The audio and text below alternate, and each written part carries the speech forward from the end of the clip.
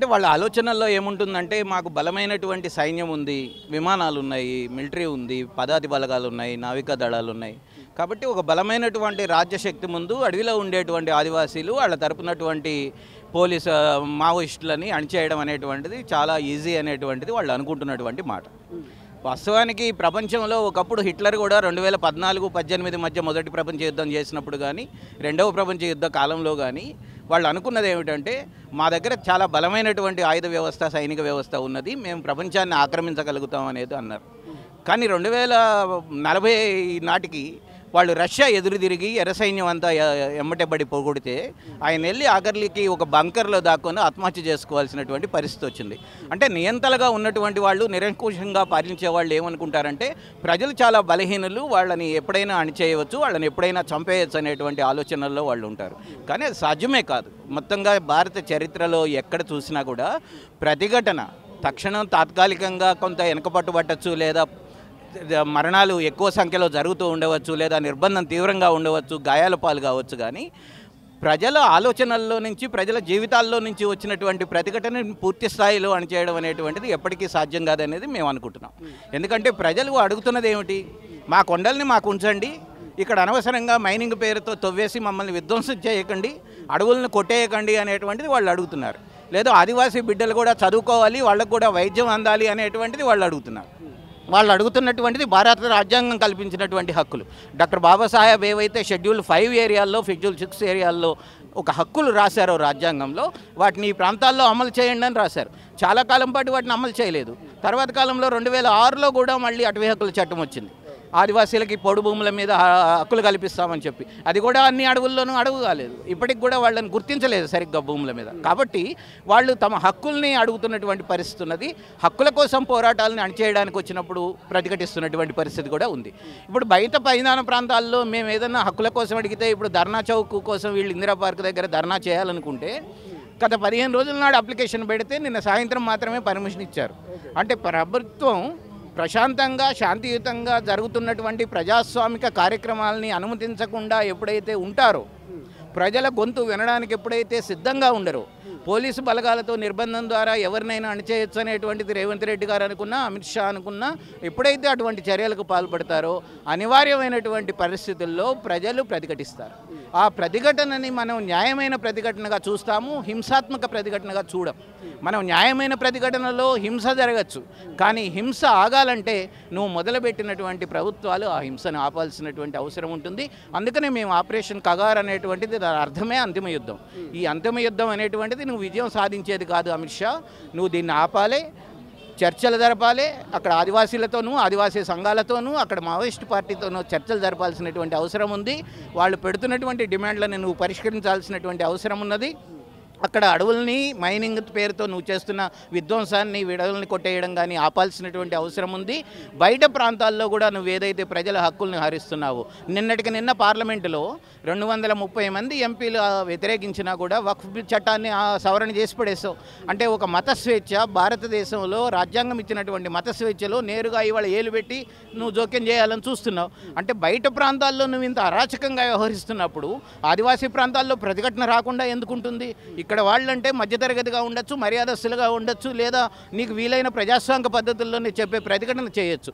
లేదా ఆదివాసీ ప్రాంతాల్లో ప్రజలు అట్లా ఉండరు. ఆదివాసీలు మొదటి నుంచి కూడా ఈ ప్రపంచంలో, దేశంలో ఎక్కడ ఆదివాసీల భూమి జోలికి వెళ్ళినా, కొండల జోలికి వెళ్ళినా, వాళ్ళ జీవితాల జోలికి వెళ్ళినా ప్రతిఘటిస్తూ వచ్చారు. అది కొమరం భీమ్ కాలం నుంచి ఇప్పటి వరకు జరుగుతున్నది. అది కనకట్రావు గారు, ప్రధానంగా బీజేపీ లక్ష్యము మావోయిస్టులు అనుకోవాలా, ఆదివాసులు అనుకోవాలా, అడవుల్లో ఉన్న ఖనిజ సంపద అనుకోవాలా, ఏదనుకోవాలి? ఉన్న ఖనిజ సంపద, దానికి అడ్డుగా ఉన్న మావోయిస్ట్ పార్టీని, ఆదివాసీలను మధ్యలో పెట్టి చంపాలనేటువంటిది దాని ఉద్దేశం.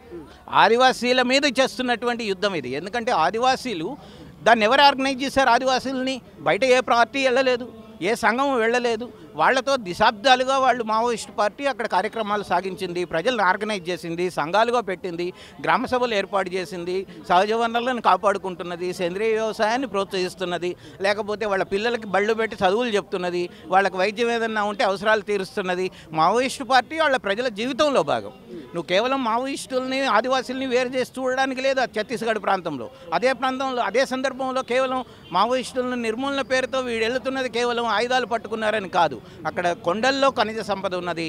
దానికి ఇప్పటికే అనేక కంపెనీలతో ఒప్పందాలు చేసుకున్నాడు. వేదాంత నుంచి టాటా నుంచి అనేక కంపెనీ జిందాల్ దాకా అనేక కంపెనీలతో ఒప్పందాలు తగ్గుతున్నాయి. ఆ ఒప్పందాలు ముందుకు పోవట్లేదు. ఆ ఒప్పందాలు ముందుకు పోవాలంటే ప్రతిఘటన ఉండకూడదు. ప్రతిఘటన ఉండకూడదంటే ప్రజలు పోరాడకూడదంటే మావోయిస్ట్ పార్టీ ఉండకూడదు. ఇదంతా ఇంటర్లింక్ ఉన్నటువంటి సబ్జెక్టుగానే మనం చూడాలి.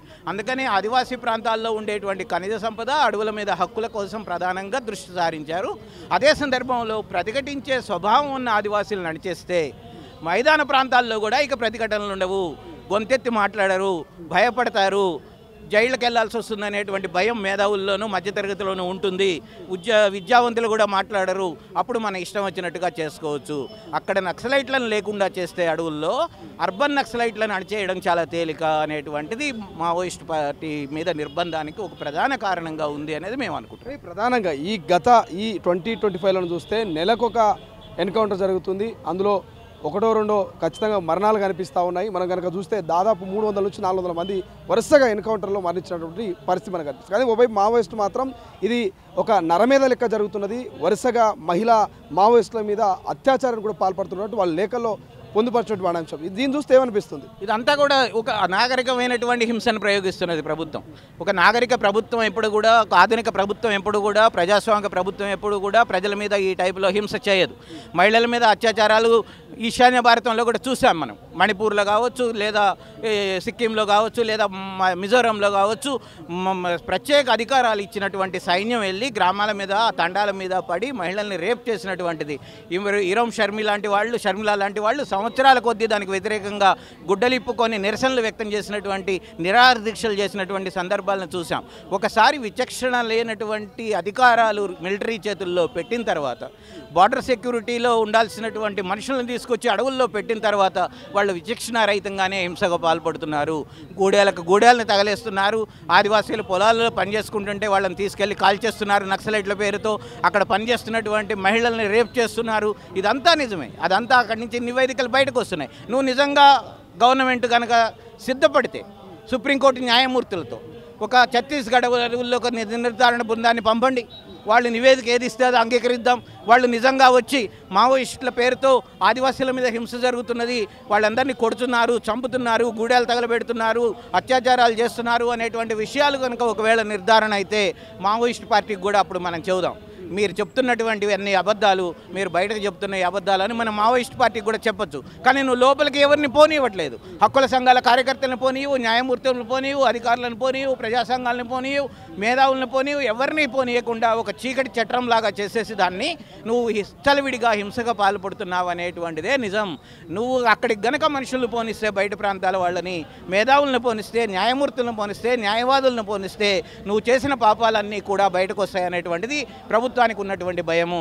అందుకనే అనుమతించట్లేదు అనేది మేము అనుకుంటున్నాం. చివరిగా ఒక మాట, శాంతియుత చర్చలకు మేము సిద్ధమంటూ బహిరంగ లేఖ వచ్చింది, కానీ ప్రభుత్వం నుంచి స్పందన రాలేదు. సో మీరు గన్ డౌన్ చేయాలంటూ వాళ్ళు చెప్తున్నటువంటి పరిస్థితి. ఈ శాంతియుత చర్చలు సక్సెస్ అయ్యే అవకాశం ఉందా భవిష్యత్తులో? గన్ డౌన్ చేయడం అనేటువంటిది, చేయకపోవడం అనేటువంటి దానికంటే మేధావులు చాలా స్పష్టంగా అడుగుతున్నది ఏంటంటే, వాళ్ళు కాల్పన విరమణకు సిద్ధంగా ఉన్నారు. గన్ డౌన్ చేయడం అంటే ఏమిటి? మా వైపు నుంచి మొదటి తూటా పేలదు అని చెప్పడం, మా వైపు నుంచి మొదటి తూలా పేలదు అంటే మేము మా మీదకి వస్తే మాత్రం ప్రతిఘటిస్తామని చెప్పడం. కానీ అదే సందర్భంలో మా అంతటా మేము వెళ్ళి దాడి చేయము అని చెప్పడం. దాన్ని ముందుగా కేంద్ర ప్రభుత్వం అంగీకరించాలి. తుపాకుల్ని తీసేయాలి అని అంటే చాలా సింపుల్గా బళ్ళారిలో కనుక నువ్వు తవ్వుకుపోయినట్టు ఆ కొండలన్నీ తవ్వుకుపోతావు, ఆదివాసీలందరినీ అక్కడి నుంచి ఎల్లగొట్టేస్తావు, అడవుల నుంచి తీసుకొచ్చి నగరాల్లో పడేస్తావు లేదా గ్రామాల్లో పడేస్తావు. అప్పుడు అడవులంతా నీ కబ్జాలో చేసుకుంటావు. అక్కడ తుపాకీ పట్టుకొని ఆదివాసీలు ఉన్నారు కనుక నువ్వు వాళ్ళ దగ్గరకు పోలేకపోతున్నావు కనుక గన్ డౌన్ చేయాలని అడుగుతున్నావని మేము అనుకుంటున్నాం. గన్ డౌన్ చేయడం ముఖ్యం కాదు. ఆదివాసీలు లేవనెత్తుతున్నటువంటి డిమాండ్లని, వాళ్ళు లేవనెత్తుతున్నటువంటి సమస్యల్ని పరిష్కరించడం అనేటువంటిది ముందు జరగాలి. అందుకోసం చర్చలు జరగాలనేటువంటిది మా అభిప్రాయం. ప్రపంచంలో ఏ మూల ఏ క్షణం ఏం జరుగుతుందో వేగంగా తెలుసుకోవడానికి తొలి వెలుగు వాట్సాప్ ఛానల్ని ఫాలో చేయండి.